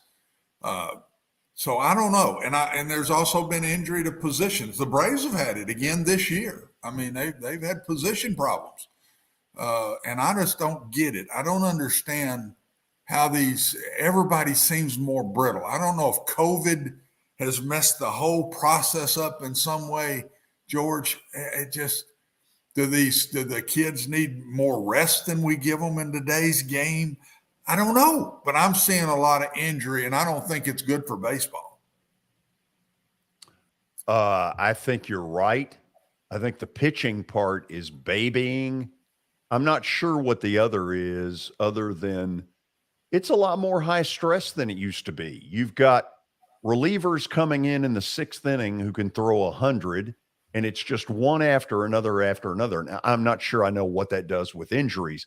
It's a harder game to play than it used to be. George, and when we were coming up, these pitchers went much deeper, and you didn't pitch relievers every other night. You didn't do that. They didn't pitch in a lot of games for 2 and 3 days. And now these pitchers don't go past 6, and these relievers are pitching a lot more. And I just wonder if this day after day or every other day pitching, I don't care if you pitch 1 or 2 innings or what you do, I'm not sure how good that is for you. So I'm going to watch this because this has happened 2 years in a row now. We kind of blamed it on COVID last year. I remember we're sitting here talking about Braves and Dodgers absolutely. And the injuries a year ago. And I'm seeing it look at the Mets. They've had all kind of issues all year long. And baseball better take a look because they're going to ruin their sport if they don't figure this out. It's a good point. Okay. Text. What do we got? We got some text questions here, George. I've got a couple really good ones, actually. The first one, do we really think Ohio State is a double-digit favorite over Notre Dame on Saturday? And this is David in Columbia, actually. David asks, what is y'all's opinion on Marcus Freeman? Watson, you want me to start? Sure. Absolutely. Go for it. Okay. Say the first one again. Do you really believe that Ohio State is a 2-touchdown favorite over Notre Dame? Yep. And I'll tell you why I think so, because I think there's a speed problem still. When Notre Dame gets into that level of competition, AKA the last 2 times they have been in the national playoff, they've gotten waxed. I think they're going to get waxed at Ohio State. Marcus Freeman, it sounds good, but until you get some data, who knows? I mean, he may be Newt Rockne. He may be Jerry Faust. He also may be something in between. He has done a much better job so far in recruiting.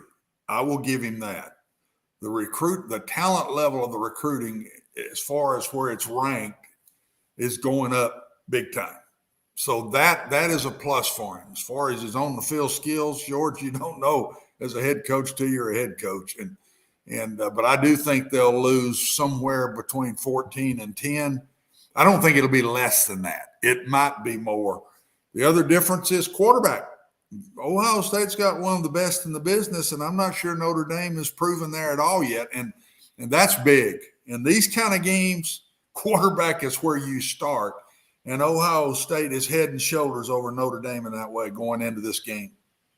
Watson, let me ask you about the recruiting part. Is it as simple as, look, I'll admit, for a long time, I wouldn't have wanted to play for Brian Kelly. I thought he was a jerk.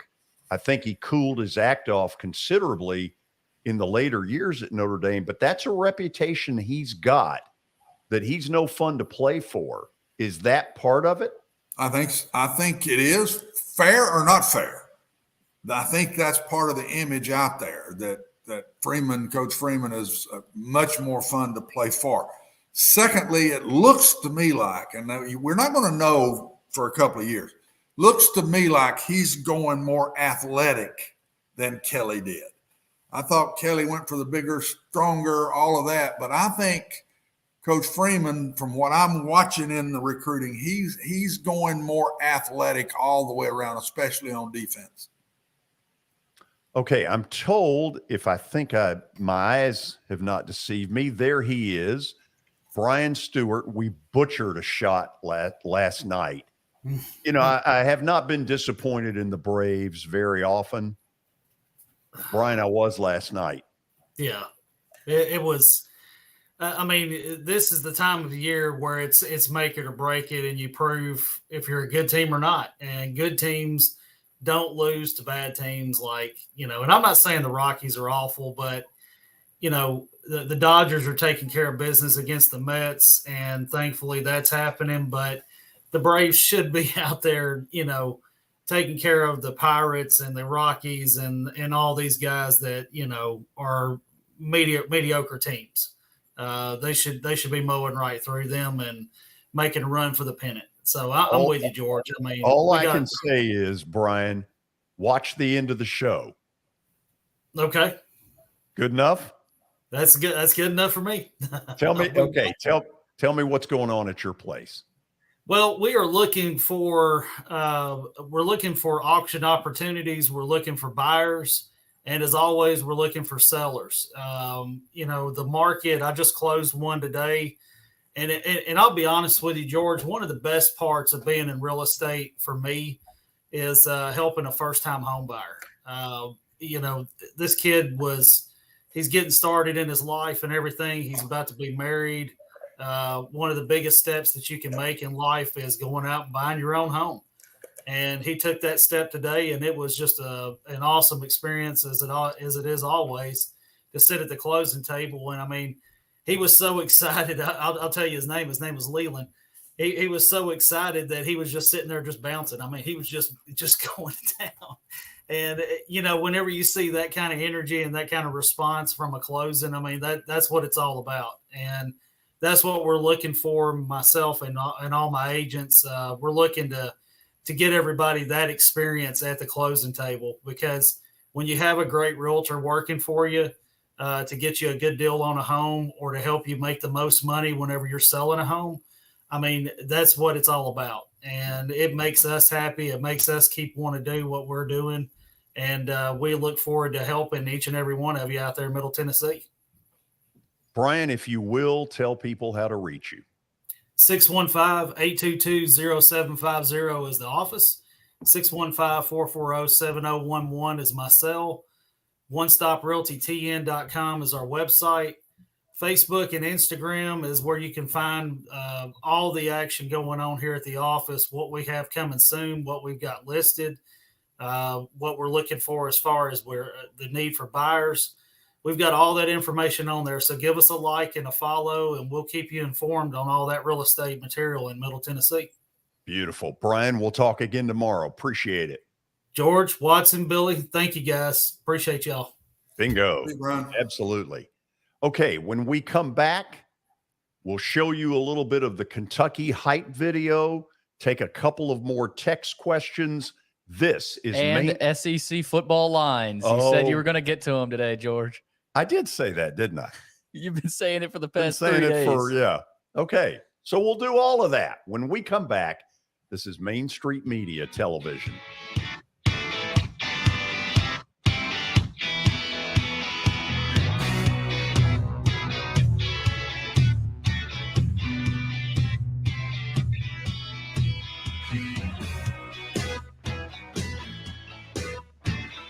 Serving Williamson and surrounding counties, Bone and Joint Institute of Tennessee offers comprehensive orthopedic care with 16 subspecialized physicians. Our practice provides high-tech care with a hometown touch. We offer physician clinics, physical and occupational therapy, advanced imaging, and surgical services, including interventional procedures. Call us at 615-791-2630. We're Bone and Joint Institute of Tennessee. High-tech care with a hometown touch.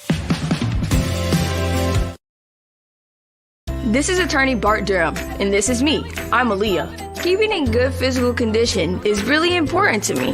But when I had a wreck with a tractor-trailer truck that hurt my legs so bad I couldn't work for almost a year, I knew I needed a lawyer that understood tractor-trailer cases. So I called Bart.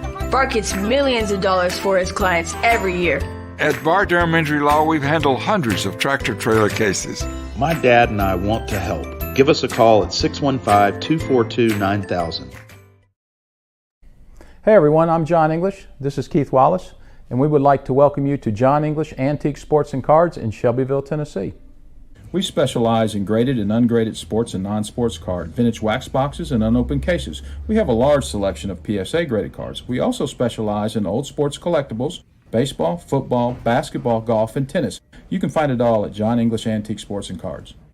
We are happy to be associated with Nashville's greatest sports antique, George Plaster.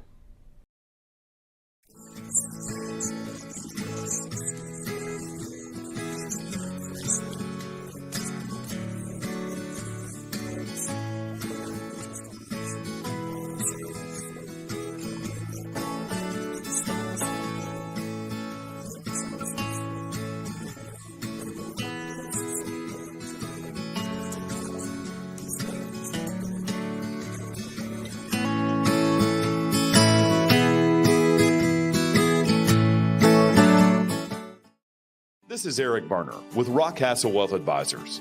I help people in the pursuit of making their money live as long as they do. People hire me because I use a customized, individualized, and personal approach for the person I'm working with.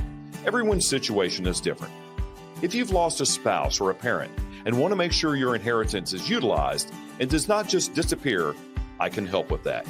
Call me at 615-235-1058 or email eric@rockcastlewealth.com. For Dustin Timmons and Joey Donnelly, they welcome every opportunity to serve and satisfy their clients. Whether you are looking to build your dream home or renovate your current home, their team will ensure that every client and remodel is unique, luxurious, completed on time, and within budget. Contact them today to set an appointment for a free consultation or to view some of their completed projects by logging on to DonnellyTimmons.com.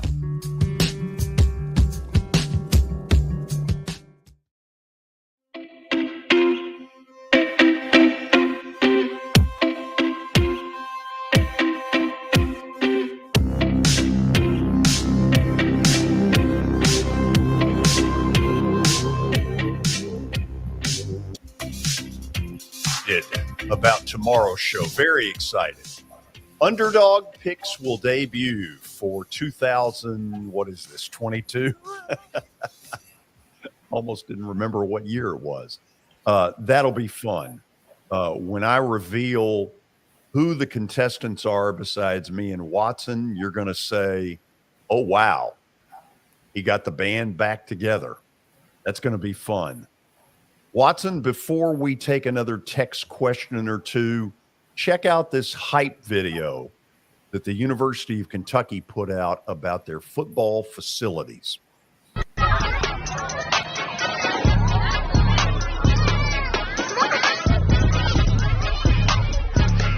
Readiness scan complete.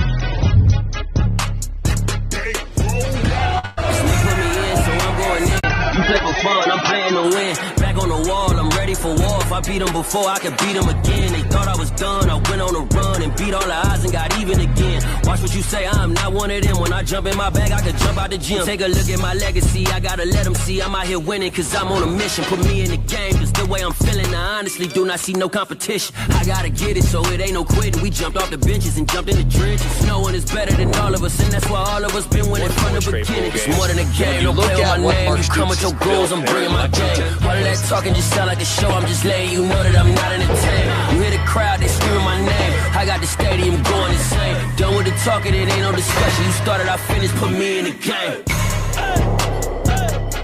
Put me in the game. Hey coach, put me in the game. Watson, these are not your granddad's Wildcats. Well, George, you just got a glimpse of SEC facilities. That's all across the conference. And that's what I was looking forward to talking to Candice about, because Vanderbilt's got to keep up with the Jonesies if they want to be able to compete in the Southeastern Conference. I think they're trying to get that done, but that's one of 15 or whatever it is. I mean, Sure. That's what it looks like across the SEC right there. It got Calipari's attention. That's a good one. It did. You like that? I like that.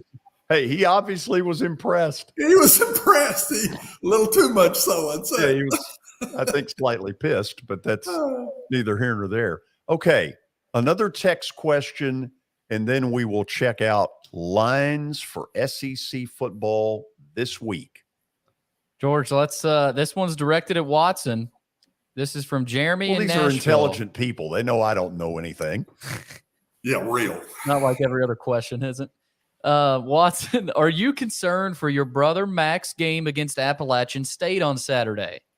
Yeah, I am concerned. That is a tough play, and Mac was smart in moving his Florida A&M game up to give them a game with a new quarterback. I thought that was brilliant on his part to get that game moved. It was supposed to be after this game, but they played in week 0 so they could get their quarterback a game under his belt. It's also during daytime. That's a whole lot better than playing in Boone at night. I'm telling you, the fans are a little different at night than they are during the day. What do you mean by that exactly? I think it's a toss-up game going in. He means they're not bringing. Hold on, Jordan. He means they're not bringing iced tea to the party. I want to hear what he. Watson, you just said something. I'd like you to sort of go a little farther with that. Well, I'll just say I've played in Boone at night. I've played in Boone in daytime. Right. And the fans are just a little different at night. They're a little more into it and wild and whatever at nighttime. I don't know why it is. Kind of did the same thing when I went to Baton Rouge. It's a little different. Day game and a night game. There's a big difference. Daytime, they're barely awake. I mean, they're hungover. Either that or they're going to be hungover later on. You got one more for us? I do, George. If Alabama, this is from John in Ashland City. He asks, if Alabama were to offer Dabo Swinney a job if Nick Saban were to retire after this season, and Dabo says no, who do y'all think would get the Alabama job? Ooh.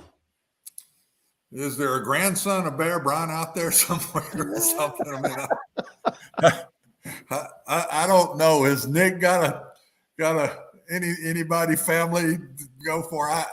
I don't think Dabo will take it if he's offered it. Yeah. I'll just say that. Right. And we're going to eliminate this time Gene Stallings. Even though he won a national title, I don't think he's doing it this time. No, I don't think so. Hey, no. You want a good rumor? Yeah. The Nebraska situation is such that Frost has, I believe I'm right, a reduction in his buyout on October the 1st of $7.5 million. Now, you think about why anybody would have put that in there. That tells me that Trev Alberts is sitting there saying, if you bomb out, there's a chance I get rid of you early. And the rumor in Nebraska is Matt Campbell, Iowa State. Yeah, and George, that might be a deal between Scott Frost and Trevor. It might be a deal. Scott Frost may have set that up. Say, hey, give me another shot. I'm willing to lose a little here, even mid-season wise, whatever. Just give me a shot with this team. I know for a fact that's happened before. So that might be what this is. That might have come from Coach Frost. He took a Harbaugh. Well, in some ways, you're right. Yeah. I promise you this was a two-way street, and I'm not so sure Coach Frost didn't want to bring it up. Who's Nebraska got this week? Got South Dakota, I think. I would encourage Scott Frost to win that game. Yeah, and they're pretty good. I know I'm telling you, it's a very good FCS football team. That's a bad trap. That is a game I would not want to be playing, but he's got to play it. Okay, let's now look at this weekend's lines. Georgia is 17.5 over Oregon. Neutral site, Mercedes-Benz, Atlanta. Yeah, real neutral. Yeah, sure it is. What do you know about Cincinnati? That's the second game on here. New quarterback in a very hostile place. I'm going Arkansas in the 6. Okay. Watson, I saw Utah go toe-to-toe with Ohio State in the Rose Bowl before they lost. If they are truly that good, they're going to win against Florida. I know Florida's going to be jazzed up and they're going to, Billy Napier's debut, but this is not who you want to debut against. I think that Utah will beat them worse than that. Yeah.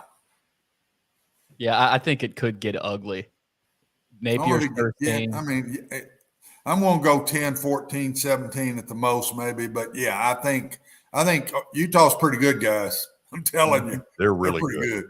So LSU, neutral site, Superdome in New Orleans. Yeah, about as neutral as Georgia. Yeah. Yeah. What do you think?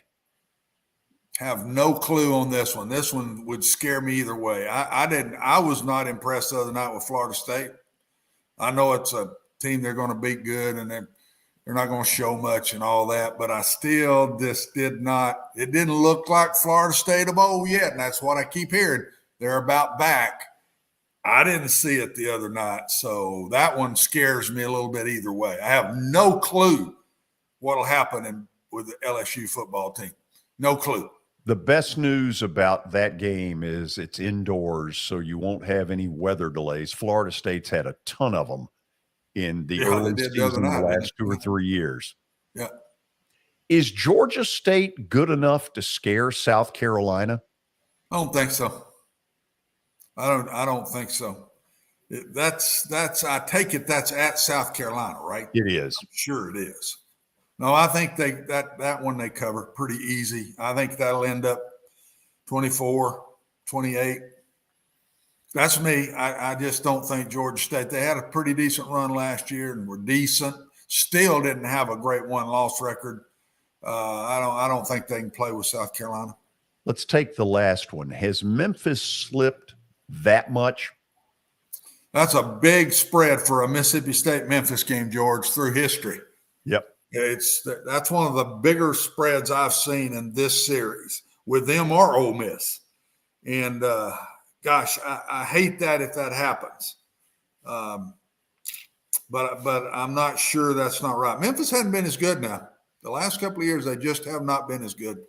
And the way it ended last year, Mississippi State's going to have a big old chip on their shoulder. Oh, that's right. That was that weird ending at the Liberty Bowl. Yep. Yeah, and our buddy, Coach Leach, this is his bag. When his team stinks, he seems to show up, and he loves to listen to them get all over them, and they seem to come back the next week and play pretty good. So I would bet you Mississippi State's ready to roll. Cannot wait for it. Some of it begins tomorrow night, the rest of it on Saturday. When we come back, it's Plaster's Bet of the Day. Dadgum well better be a winner, if you know what I mean. Uh-oh. Uh-oh.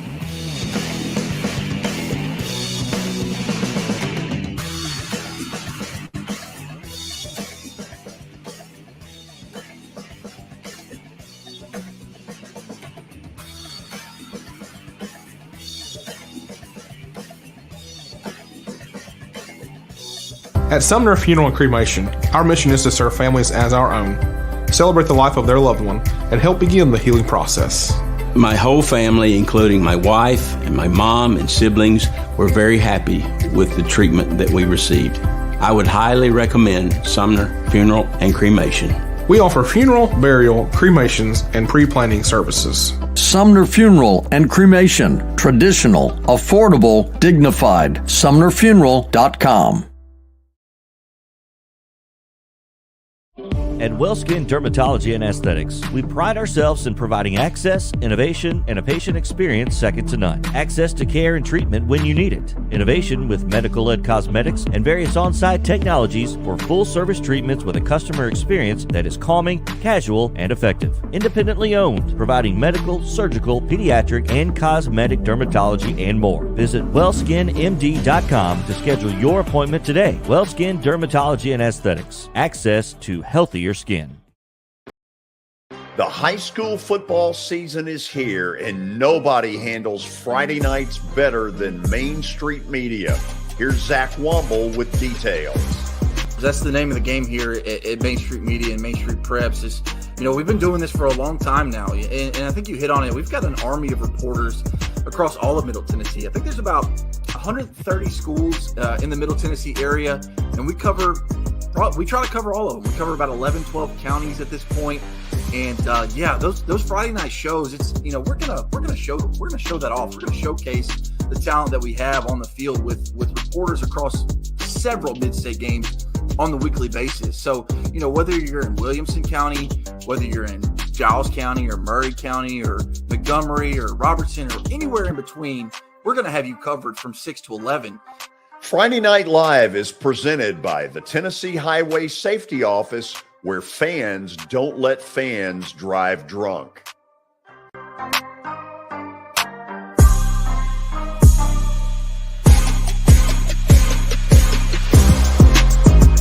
For Dustin Timmons and Joey Donnelly, they welcome every opportunity to serve and satisfy their clients. Whether you are looking to build your dream home or renovate your current home, their team will ensure that every client and remodel is unique, luxurious, completed on time, and within budget. Contact them today to set an appointment for a free consultation or to view some of their completed projects by logging on to DonnellyTimmons.com.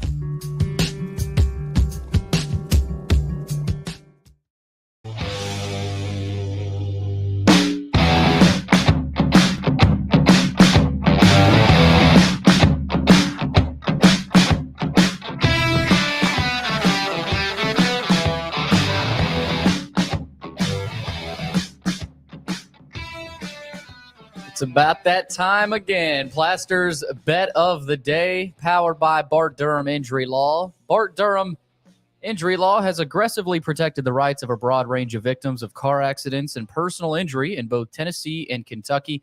If you, too, have seen your life interrupted by an injury on a highway or in a hospital, you should let their attorneys do the work fighting that you deserve. Learn more about Bart Durham Injury Law by logging on to bartdurham.com. And, George Watson, they got a win last night. The Astros did, and that means George got back in the win column, 22-16 now.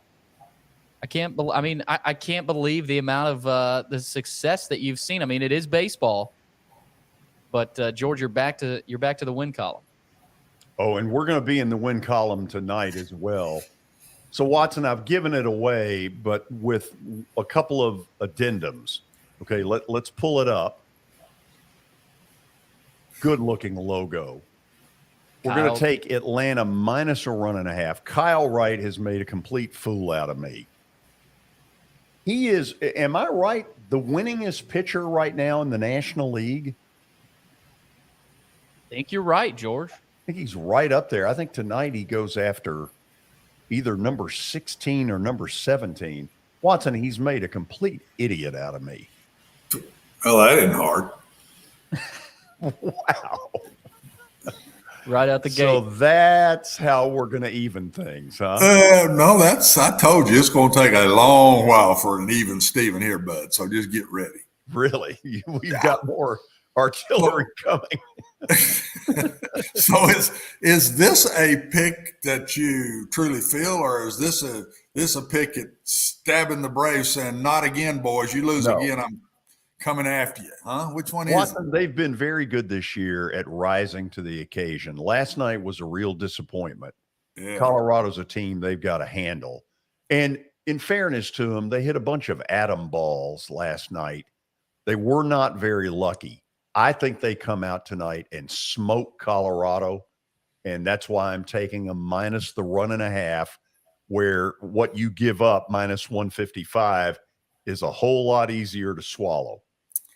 I agree with you. That one last night to me really hurt because the Dodgers are playing the Mets and they beat the Mets. That you don't take advantage of that.